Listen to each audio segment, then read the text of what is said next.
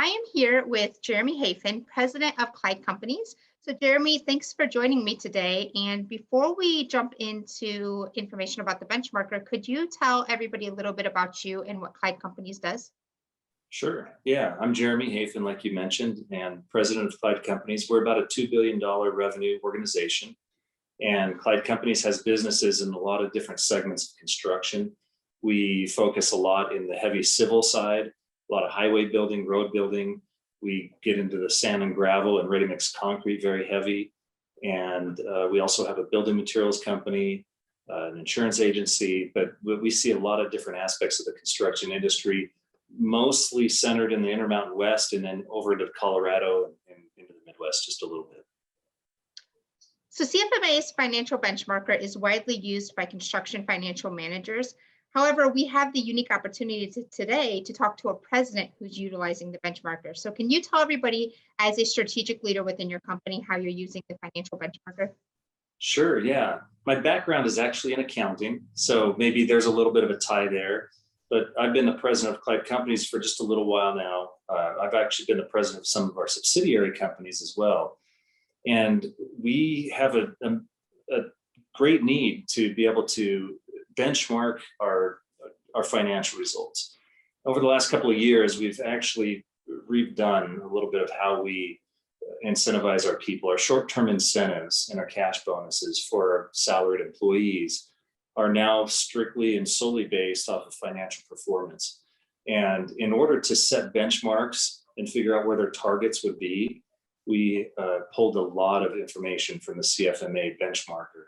And it's been super valuable information for us to be able to go in and say, all right, where in the heavy highway business in the Intermountain West, where should average margins be? Where should average earnings be?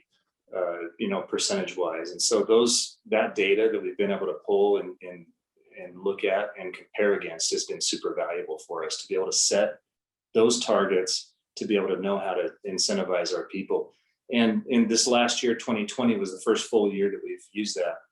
And it's been super valuable. And every time somebody comes back to say, well, wait, are you sure that this is really what my industry standard should be? We pull that data out.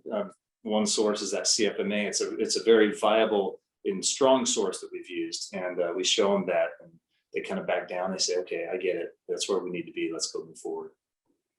So it's interesting that you come from a financial background. So do you have any advice for presidents of construction companies who maybe haven't come from a financial background regarding why they should use the benchmarker, even if maybe this isn't their strong suit? Yeah, absolutely. I think having a good knowledge in that financial side and having the ability to have data to back up what you think is right and what you know is right and where your business should be. As a president of the company, sometimes a hard thing to do with your people is they'll come to the table and they say, well, this is where I think we should be, and this is where I think our results should be. And then you take that data and back it up and you go to them and say, okay, that's true, but here's what we're seeing in the industry. Here's the trends that are happening. Here's what all the other companies in our area are doing in the average.